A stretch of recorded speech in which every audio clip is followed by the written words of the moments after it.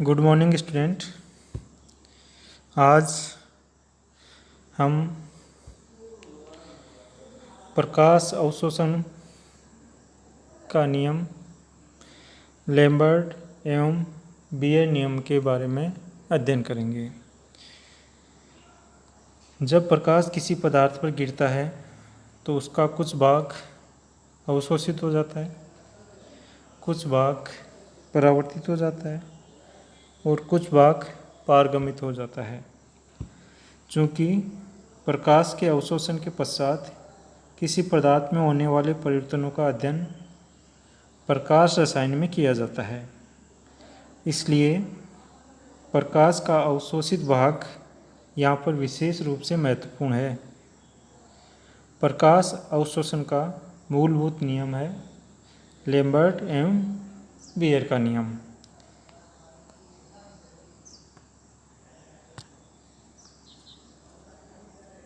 सबसे पहले लैम्बर्ट नियम के बारे में चर्चा करेंगे। लैम्बर्ट का जो नियम है वो आपतित किरण तथा पारगत किरण की तीव्रता के अनुपात एवं प्रकाश पथ की लंबाई में संबंध बताता है।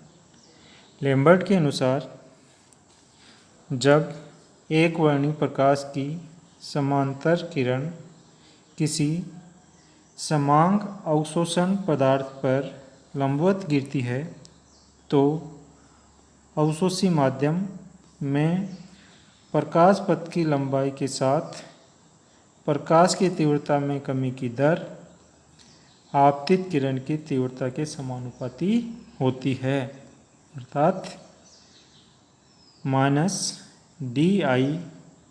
-di/dl समानुपाती I या -di/dl = KI। इसको समीकरण नंबर 3.1 नंबर देते हैं। अब आपको एक चित्र दिखाई दे रहा है। इसमें माना कि L लंबाई का एक अवशोषण माध्यम है। इसमें जो आपतित प्रकाश है उस आपतित प्रकाश की तीव्रता को I0 से प्रदर्शित किया है और जो माध्यम में से अवशोषण के पश्चात पारगत जो तीव्रता है उसको I से प्रदर्शित किया गया है। अब जो आपका समीकरण 3.1 है उसमें I जो है वो किरण पुंज की तीव्रता है तथा di तीव्रता में होने वाला अत्यंत सूक्ष्म परिवर्तन है, जबकि प्रकाश अवशोषण माध्यम में अत्यंत सूक्ष्म दूरी dl तय कर लेता है। इस समीकरण में K एक समानुपात नियतांक है जिसे अवशोषण गुणांक कहते हैं तथा इसका मान अवशोषक माध्यम की प्रकृति पर निर्भर करता है तथा इस समीकरण में बाईं ओर जो ऋणात्मक चिन्ह है वो ये प्रदर्शित करता है कि ज्यों-ज्यों L लंबाई का मान बढ़ता है I का मान घटता है।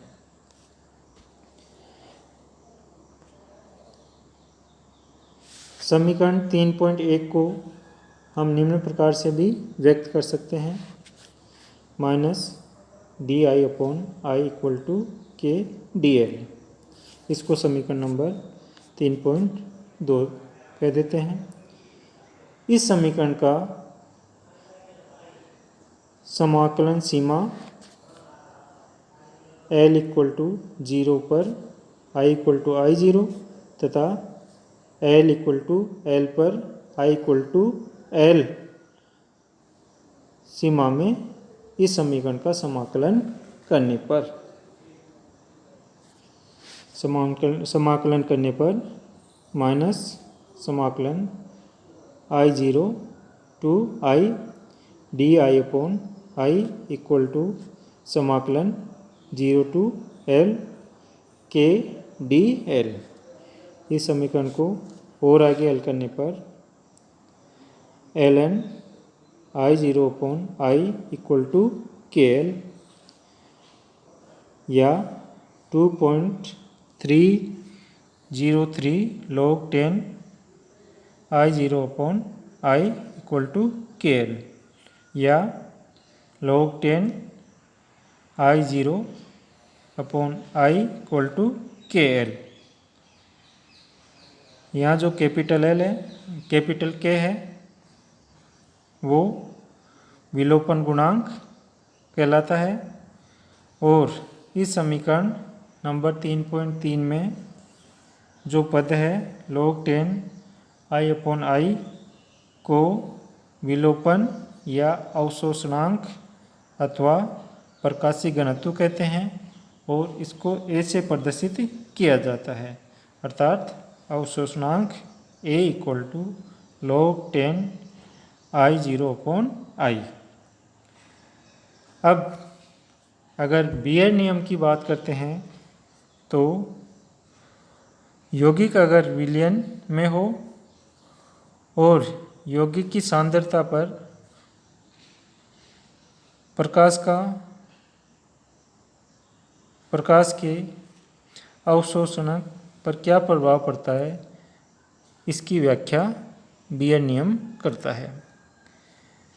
बीयर के अनुसार अवशोषणांक A विलयन की सांद्रता के समानुपाती होता है, अर्थात A समानुपाती C।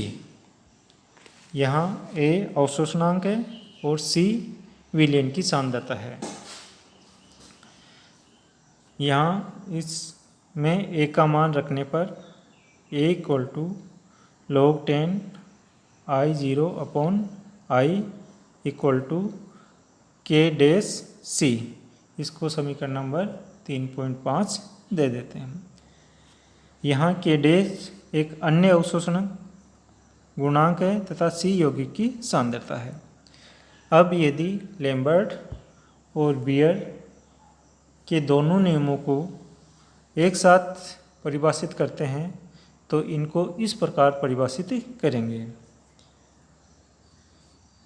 कि आपतित प्रकाश का अवशोषित भाग प्रकाश द्वारा तय किए गए पथ में उपस्थित अणुओं की संख्या के समानुपाती होता है। अवशोषक पदार्थ के विलयन के लिए प्रकाश पथ में अणुओं की संख्या, विलयन की मोलर सांद्रता C तथा पथ की लंबाई सेंटीमीटर के समानुपाती होती है। अतः गणितीय रूप से लैम्बर्ट और बीयर नियम को इस प्रकार लिख सकते हैं: A समानुपाती CL या A बराबर log 10 I0 upon I equal to epsilon CL, इसको समीकरण नंबर 3.6 देते हैं। या इसको और हल करने पर I इक्वल टू I0 10 की पावर माइनस एप्सिलॉन CL, इसको समीकरण नंबर 3.7 देते हैं। यहाँ एप्सिलॉन एक नियतांक है। जब C का मान ग्राम अणु प्रति लीटर में हो तो एप्सिलॉन को आणविक या मोलर विलोप गुणांक या ग्राम अणु अवशोषण क्षमता कहते हैं। यदि L बराबर 1 सेंटीमीटर हो तथा C बराबर 1 ग्राम अणु प्रति लीटर हो तब समीकरण 3.6 से A इक्वल टू एप्सिलॉन।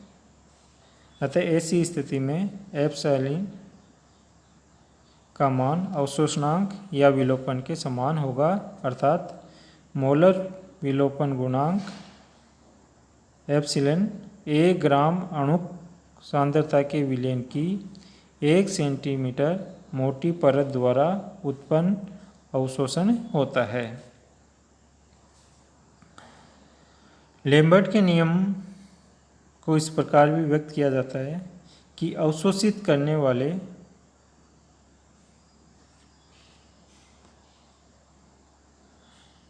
कि अवशोषित करने वाले किसी समांगी माध्यम में समान मोटाई की परतें प्रकाश के समान अंशों को अवशोषित करती है तथा बीयर के नियमानुसार अवशोषित प्रकाश परत की मोटाई और सांद्रता दोनों पर निर्भर करता है। प्रायोगिक रूप से अवशोषणांक A ज्ञात करने के लिए स्पेक्ट्रम प्रकाशमापी स्पेक्ट्रोफोटोमीटर का उपयोग किया जाता है। लैम्बर्ट-बेयर नियम की सहायता से अवशोषित प्रकाश की तीव्रता को इस प्रकार ज्ञात किया जाता है। I अवशोषित equal to I0 minus I, या इसमें I का मान समीकरण 3.7 से रखने पर I0 माइनस I0 10 की पावर एप्सिलॉन 10 की पावर माइनस एप्सिलॉन CL, या I अवशोषित इक्वल टू I0 कोष्टक 1 माइनस 10 की पावर माइनस एप्सिलॉन CL कोष्टक। इसको समीकरण 3.9 देते हैं। लैम्बर्ट-बेयर की नियम की कुछ सीमाएं।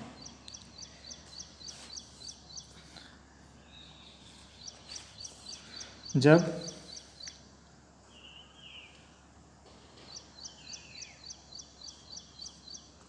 अवशोषणांक और सांद्रता के मध्य ग्राफ खींचा जाता है तो ग्राफ मूल बिंदु से गुजरती हुई सरल रेखा प्राप्त होनी चाहिए। अर्थात जब सांद्रता बढ़ने पर सरल रेखा आना बंद हो जाए तो आगे की सांद्रता के लिए ये नियम प्रयुक्त नहीं होता। अर्थात इस नियम में अवशोषणांक और सांद्रता के मध्य अगर ग्राफ खींचते हैं तो ग्राफ मूल बिंदु से गुजरता हुआ सीधी रेखा प्राप्त होता है। लेकिन अगर सीधी रेखा प्राप्त नहीं होता तो आगे की सांद्रता पर यह नियम लागू नहीं होता तथा इस नियम में कुछ और सीमाएं हैं।